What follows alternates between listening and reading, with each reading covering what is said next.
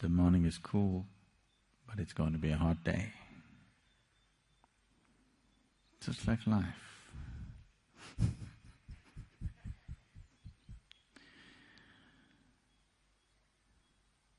You don't go by what's there now. What's there now is all important in terms of experience.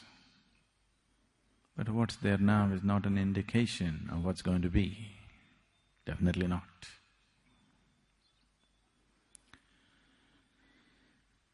The process of what we call as life, most of the time, except a few nasty mornings, most of the time it starts off well. At least for you, not for your mother. At least for you.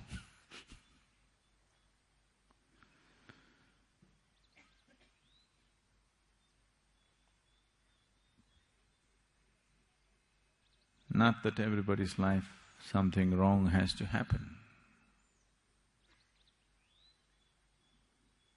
Some people have a good deal, some people have a bad deal.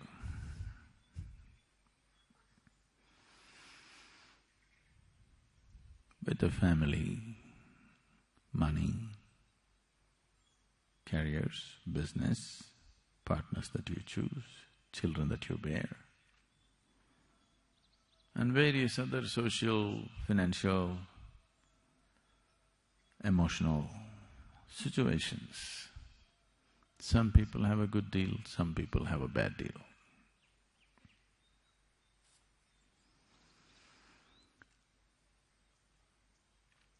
Good deal or bad deal is not the point. The point is this life serving the purpose of you moving on? Because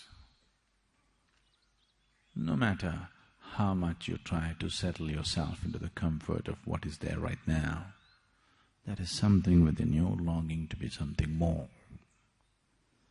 No matter how much you think you have given up everything, you renounced,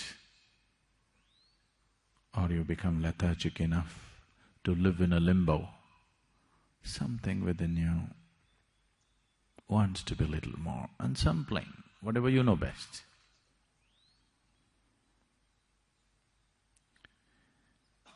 Either you can keep this longing, just coming to terms with it. This is how life is. Some fulfillment, some frustration, some gain, some pain. These are all the philosophies people propound to solace themselves, to tranquilize themselves, to stay half asleep. You are right now? They pulled you out of the bed and brought you?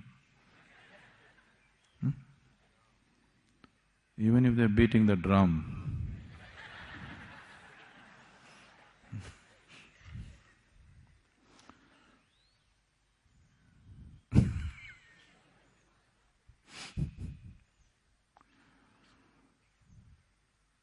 are you fully alive? I want to hear some lively sound.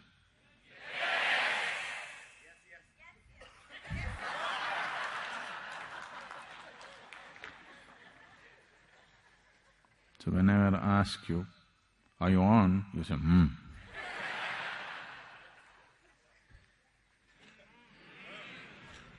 That's better.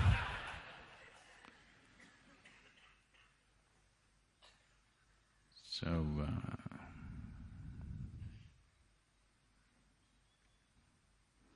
bad deals can happen, not necessarily because you're stupid,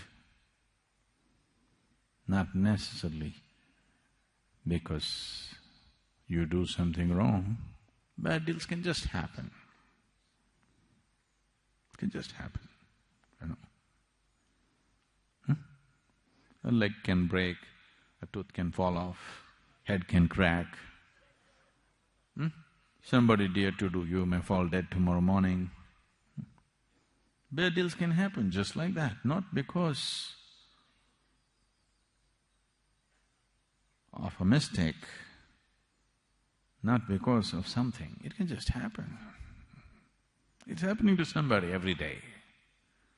Every day, somebody is having a bad deal, isn't it so?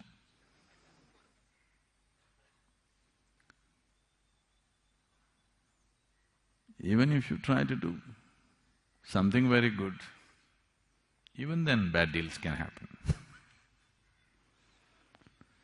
Many people around you claim they know how it will come.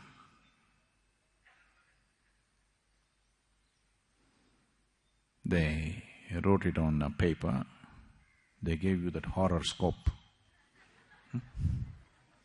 That horoscope which told you that this was the right man to marry.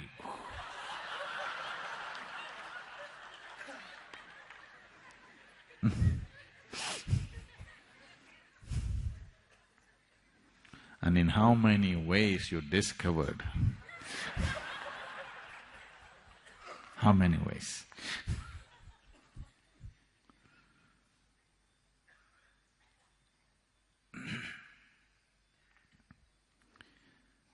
Lots of claims about life, but still, what's going to be a good deal? What's going to be a bad deal?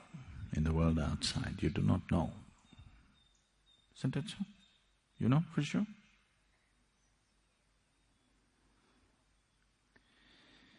So, if you have substantial experience of life, when I say substantial, for most of us one is not enough.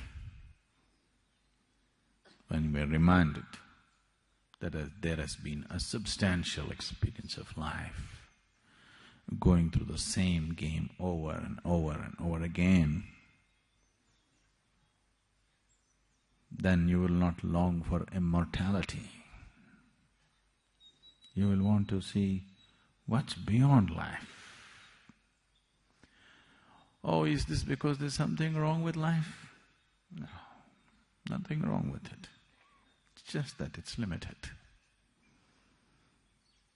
But there is something here which does not like the limited.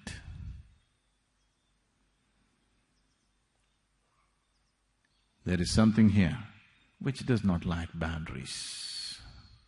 There is something here which will not settle for anything less than the boundless.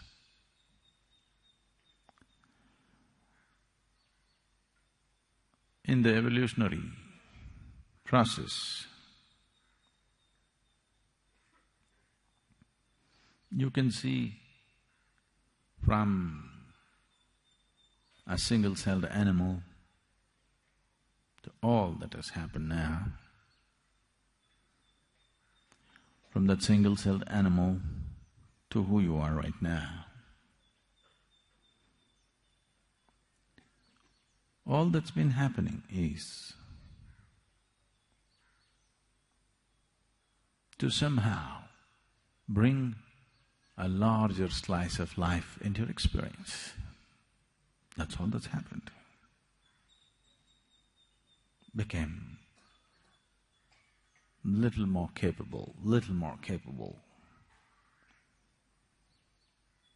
to experience life, not necessarily to do. An elephant can do much more than you when it comes to physical activity. But that's not the point. Little more capable to experience life. Because what is there now is somehow not enough. Pacifist philosophies have been taught to us to make you sleep where you are. Be content with what you have. But it's not worked. See? Early morning bad deal, Somebody's having a bad deal.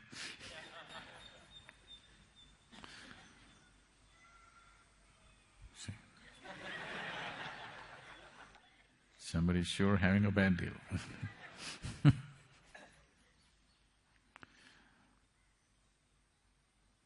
Lost your child, lost your mommy. It's not a small bad deal, it's a big bad deal.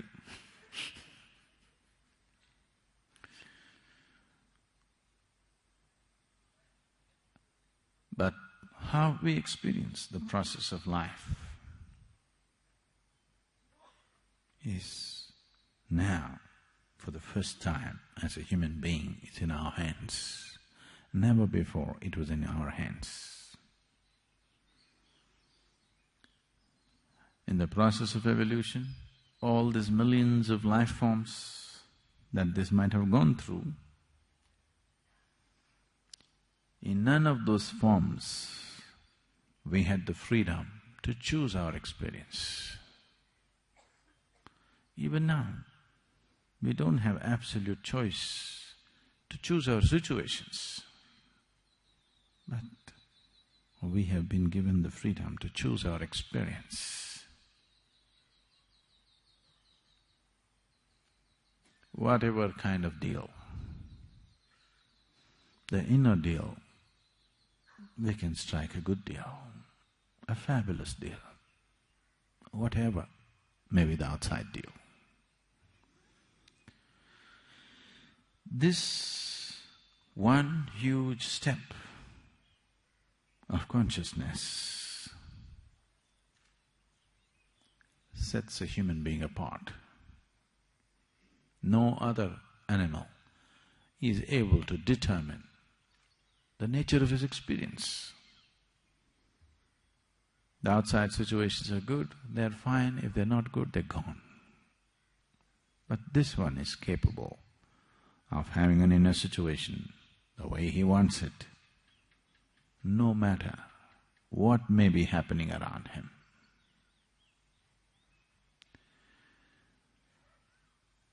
This ability, once this ability has come, if you exercise the choice of being conscious, it's a benediction.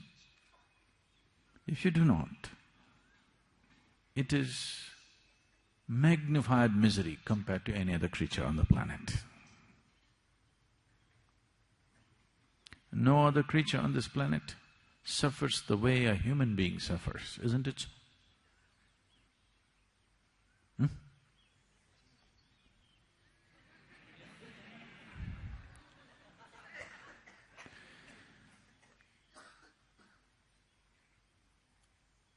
No other creature on this planet can suffer the way a human being suffers. It's deep. They do, it's not that they don't, but not this deep. Human suffering is deep.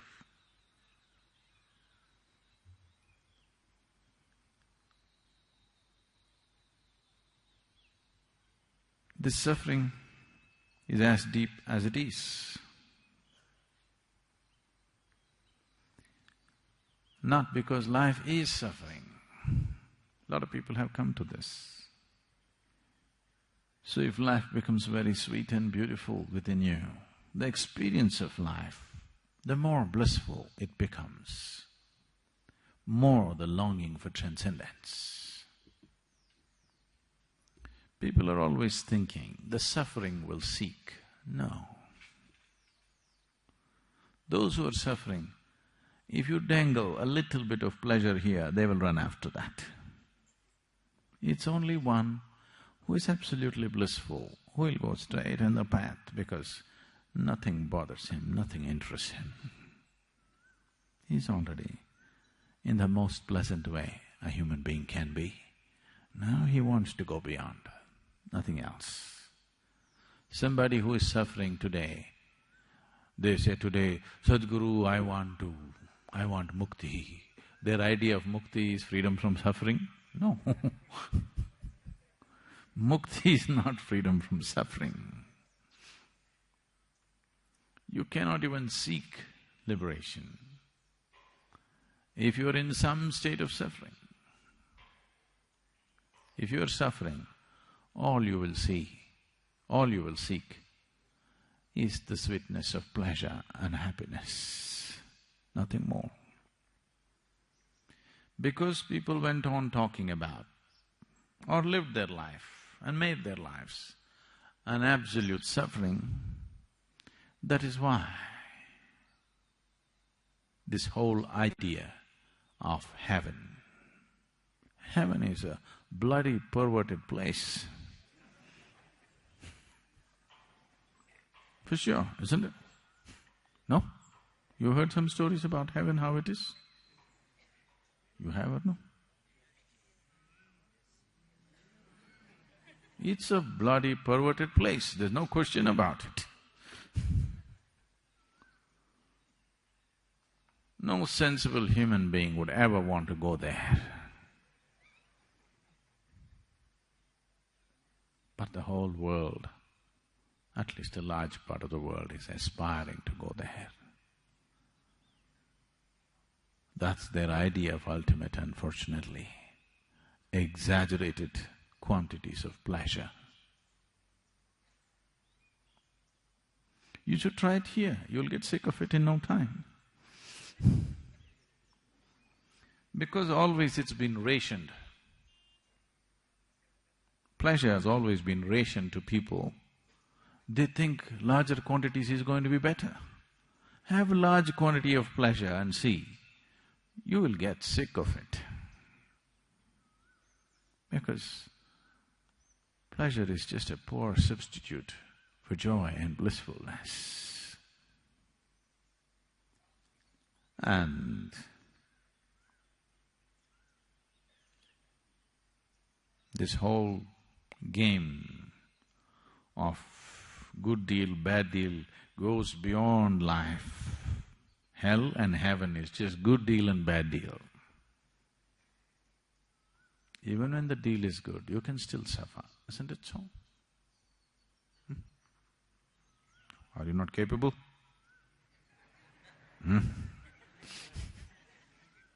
Even when the deal is great, are you still not capable of suffering?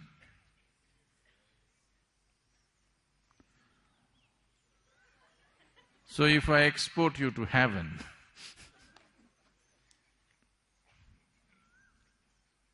who told you this is not?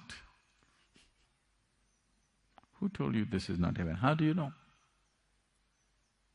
Is there any guarantee for you that planet Earth is not heaven? Do you know? Maybe you went through all that hard, bloody world somewhere and now you're in heaven. See, even the women are beautiful.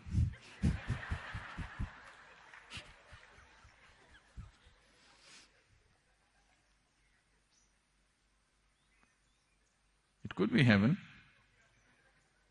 No?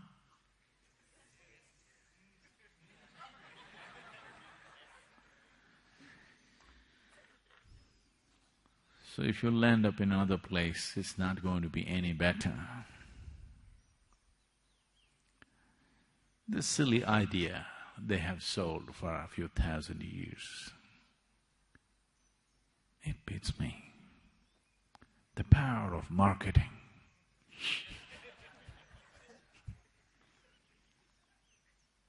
It's just impossible, you know, the power of marketing.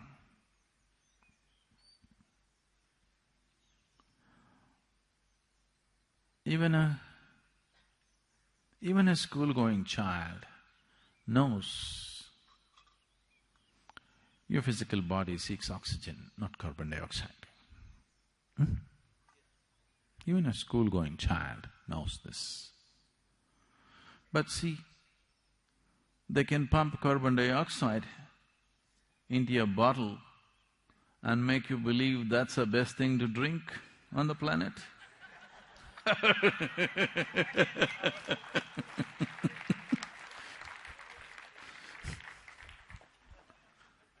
Power of marketing. Real thing.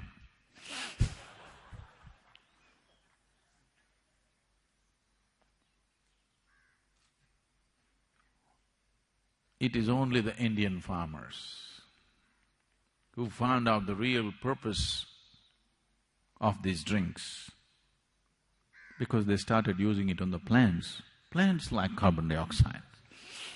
It's only the Indian farmers, the Andhra Pradesh farmers, who did the right thing with the real thing. They sprayed it on the plants and they found it works.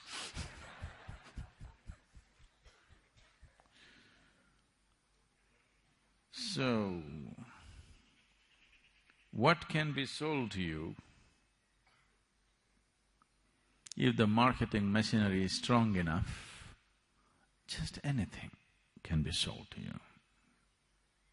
And too much junk has been sold to you, all kinds of junk. All kinds of junk. The general description of the heaven is such that I wouldn't want to go there.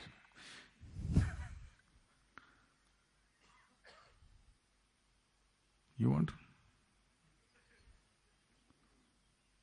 Even if it's real, still it's not an attractive place to go. Many of you married.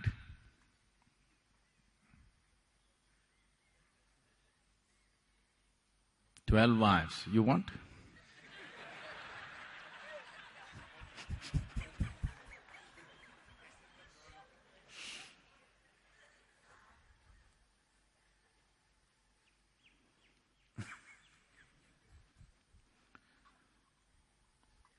Not my idea of heaven.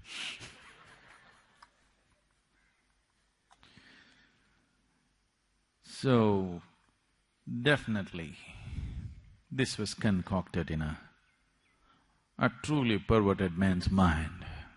There's no question.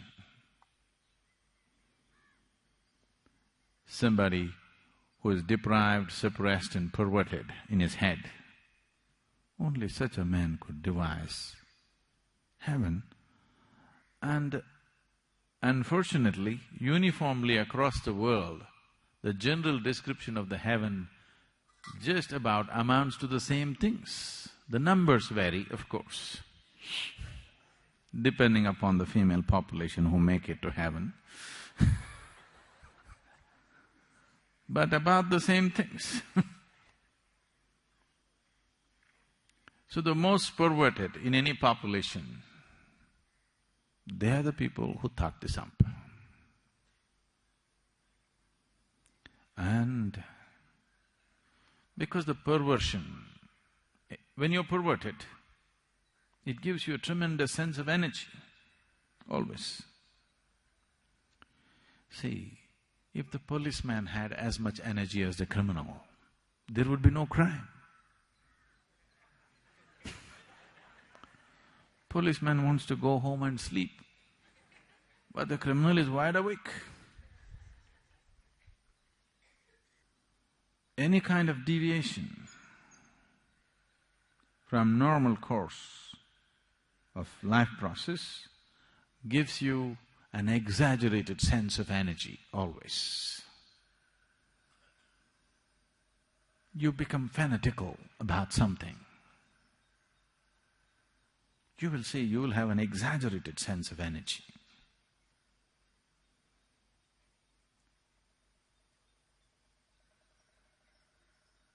If you become very loving, blissful, you'll have a great sense of energy, but it will not expend itself the way a perverted mind will do.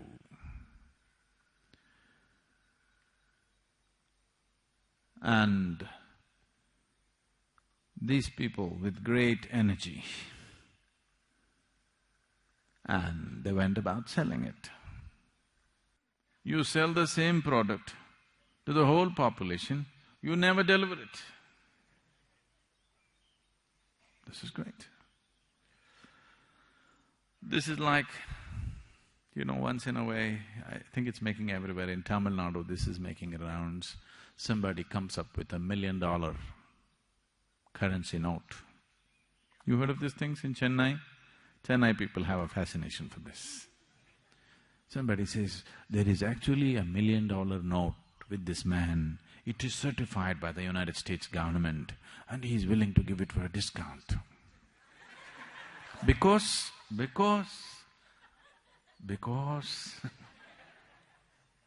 he's going to give away $1 million for just 50,000 rupees. Because he loves you. And above all, he doesn't care for money. He just needs only 50,000. He does not need $1 million. Plus he's in a hurry. His wife died yesterday. Today he has to cremate. Some fabulous story. And if you pant $1 million,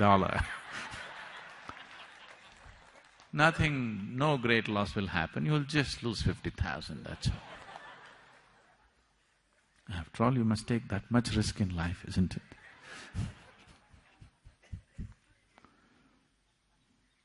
So this goes on and on and on. The same product, sold again and again and again. Just marketing by the power of this. Not delivering anything.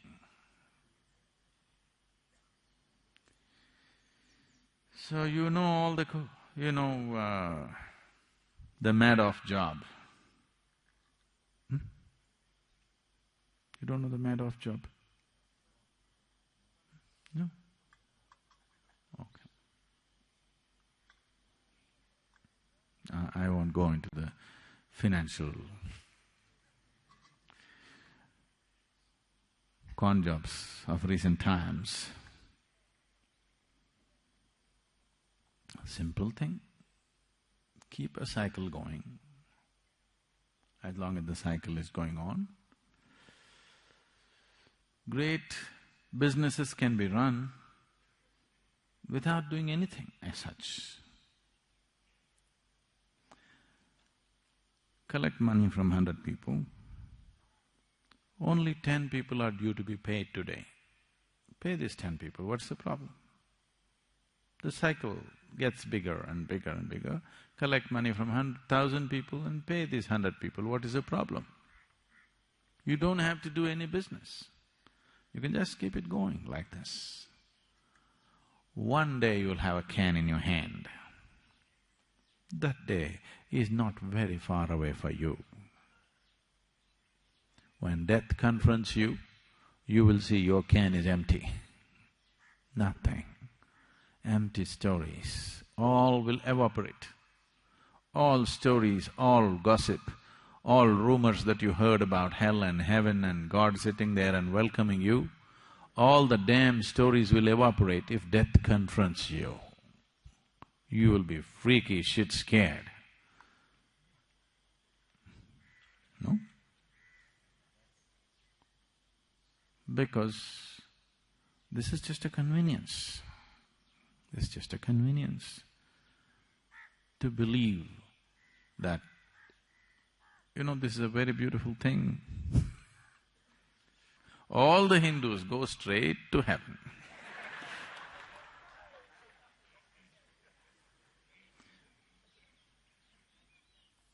If anybody dies, we never say he died, we say he reached heaven. Yes?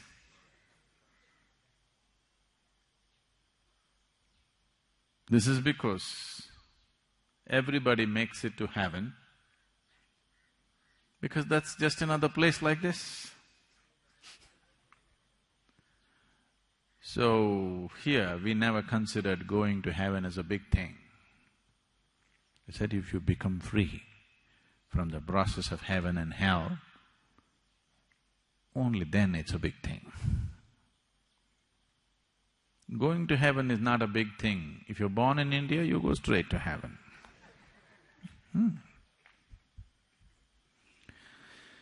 Because probably after living in India, wherever you go, it feels like heaven.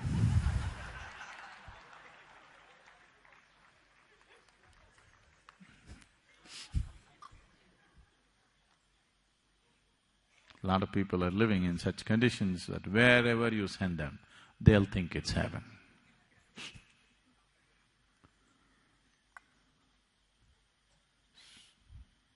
you're in the right place. If you want mukti, you may have to strive. But if you want to go to heaven, no problem. You're born in the right place. Anyway, you'll go to heaven. When you die, they'll print a card and say, he's reached heaven. It's printed. Have faith in the printed word. This not… I'm not just ridiculing, this has happened across the world, isn't it so? The damn printed word is negating everything that's life. If you look around and let life speak, you will see the damn printed word is negating everything that life speaks. But still, it's printed. This is not printed, you have to be conscious to listen. That's printed. Any idiot who is literate can read it.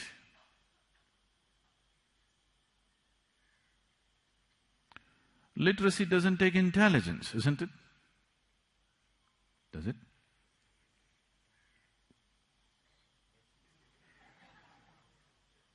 Does it? They're saying,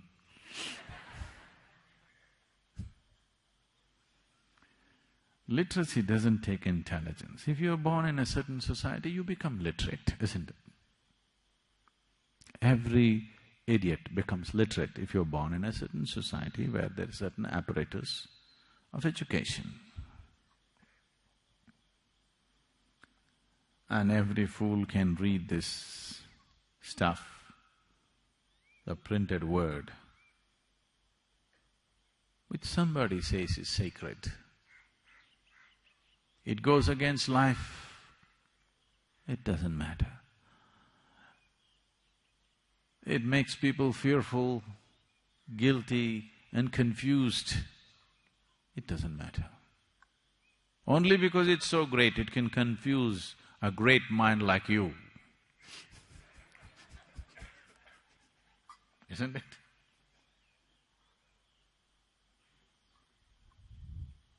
No. Causing confusion is very easy. Bringing clarity is another world. Bringing clarity into people is another thing. Causing confusion is very, very easy. It can be done.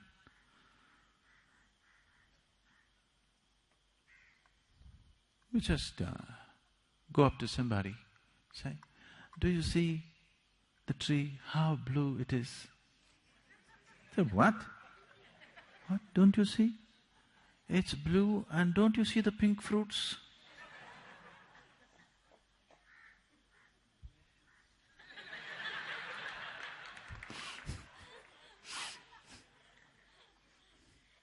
It's very easy to do this.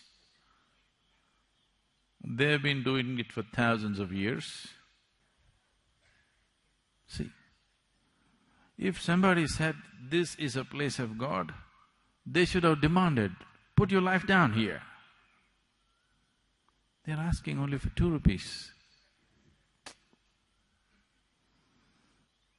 In ancient India, people themselves lived in huts, small shacks, without any amenities. But they went about building grand temples. Grand. Superhuman effort. Looks like something of the divine should have touched them, because their own lives did not matter. How they lived, they did not care. These people at least are real believers, at least they believe. This is just a trick. All you're looking for is a pet, but a heavenly pet.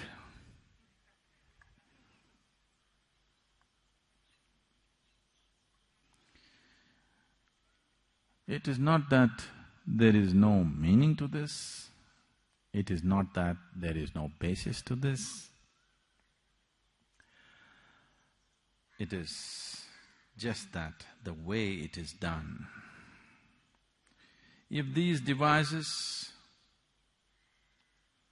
are just ways of bringing about a constant sense of devotion, if these devices are only a means to make a human being sensible, I can understand. 1,000 years ago or 10,000 years ago, maybe this was the only means they had. That's okay. But it's being sold as real, not being presented as a device, then that becomes a problem.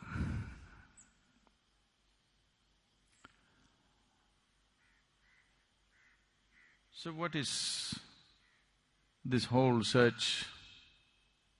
Sadhguru, I'm not feeling any great search within me. All I feel like right now is breakfast.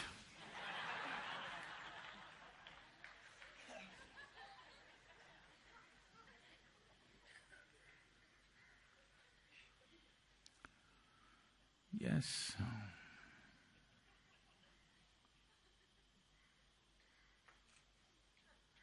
But you know, you're not yet in heaven. This is Isha Yoga Center. People don't eat breakfast here.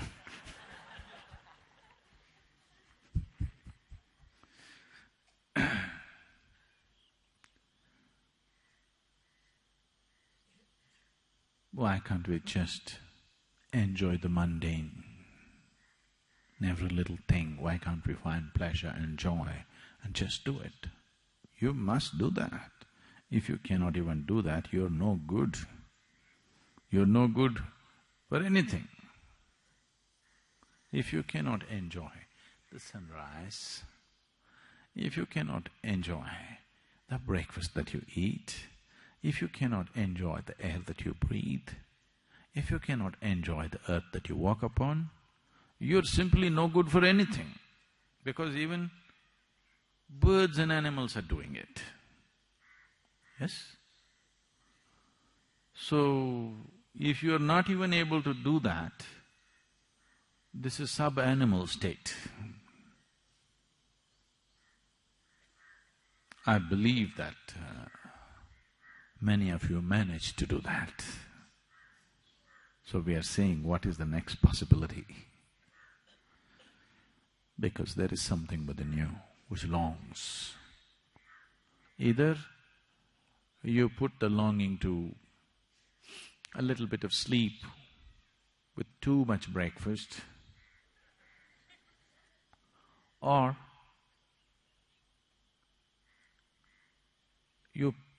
you've confused the longing by creating false longings. See, whatever a human being is seeking, whether you're seeking money or you're seeking pleasure, you're seeking food, starting from the fundamental of food, because food is the first thing that you cried for when you were born, isn't it?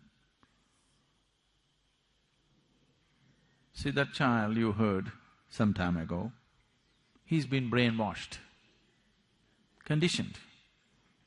Now he cries, "Mummy." Now, first when he cried, first when you cried, food. Isn't it so? Even now, it's food that you're crying for, but it comes through mummy.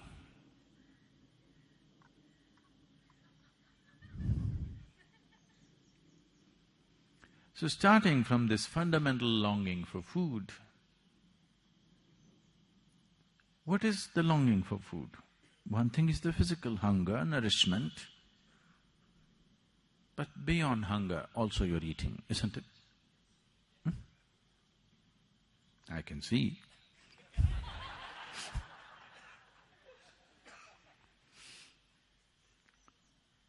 Food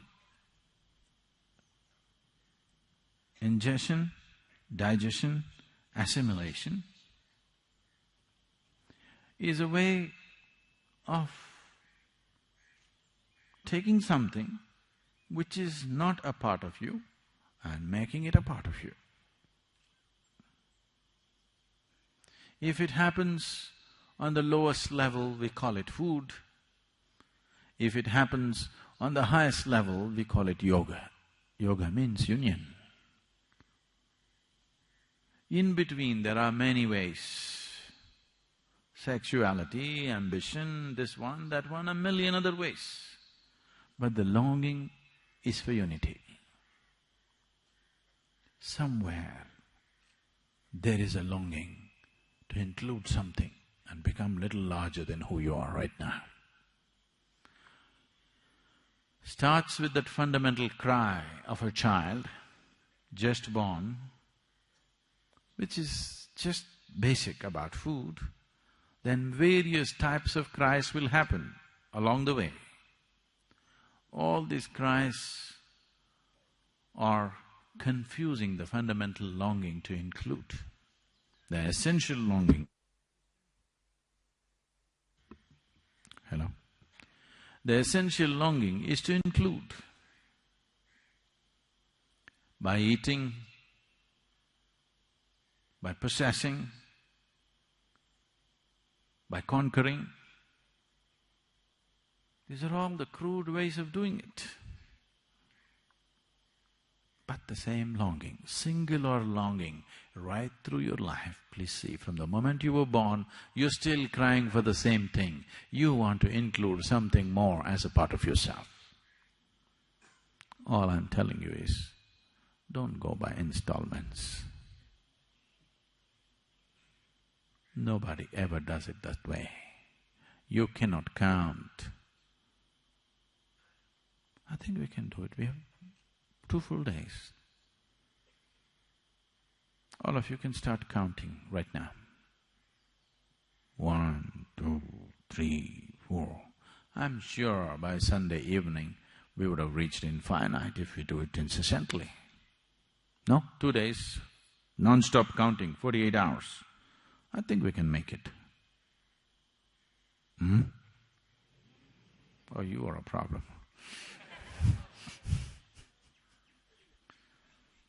2 days of counting will get you to infinite? You do 1,000,000 years of counting, you will not get there. Your longing, whatever the longing for, whether it's for food, it's the pang of hunger, or lust, or ambition, conquest, it is the same longing. If you bring little more consciousness to this longing, you will see this is not what you're longing for. What you're longing for is inclusiveness. So you can confuse the fundamental longing with variety of things, running after this for 5 years, running after that for 10 years, running after another thing for 25 years. Then when you're still wanting to run, it's gone.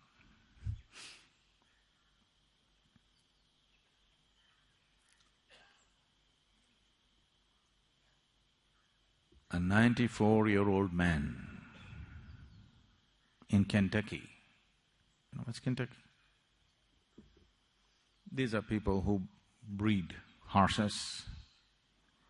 A 94-year-old man who lived on a horse ranch all his life, whose whole life and work is with studs. At 94, he married his 6th wife, who was only 18 years of age. You know, there's a large ranch.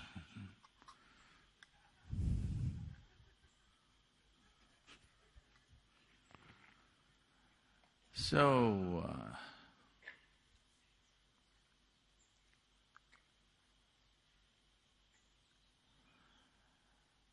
he met his wife on the first day,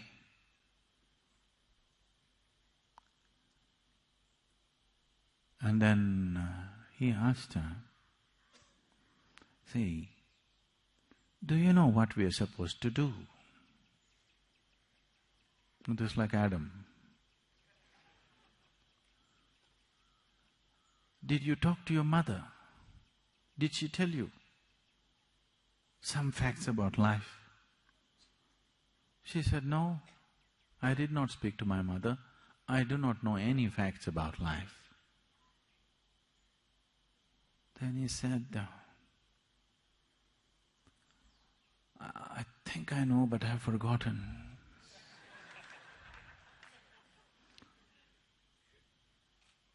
I've been out of the active involvement with the range for the last 10 years and I've forgotten. You've forgotten, but still the pattern has not stopped. Many things are just like this with life. You have forgotten that the only longing is for inclusiveness. Here and there, whatever comes your way, you want to grab and include, little by little, piece by piece. You will not get the cosmic. You will not get the existence that way, piece by piece. It's too many pieces. Nobody can put it together piece by piece. Either you swallow it whole or you don't. That's how it is.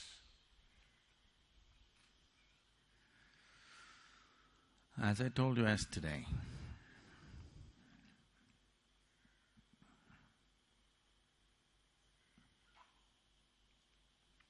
you must…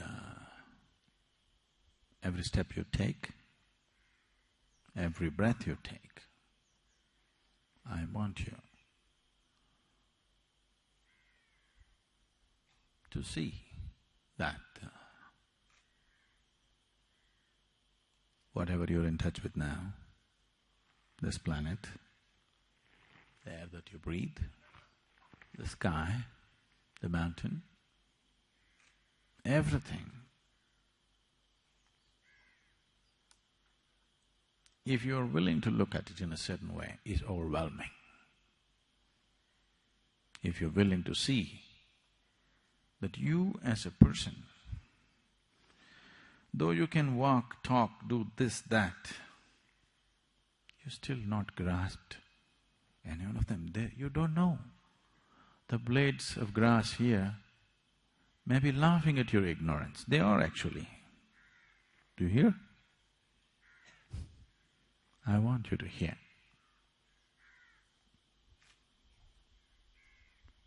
Because that's how it is. Everything here knows life except the human being. Because he was given the power to transcend life, he has chosen to go under. He was given the freedom, not just to be life, he could go above life, but most of them chose to go below. They're not even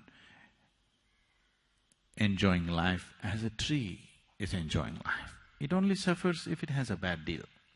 You're capable of suffering a good deal. No breakfast is a bad deal, but there's lunch coming at 9:30, that's a good deal.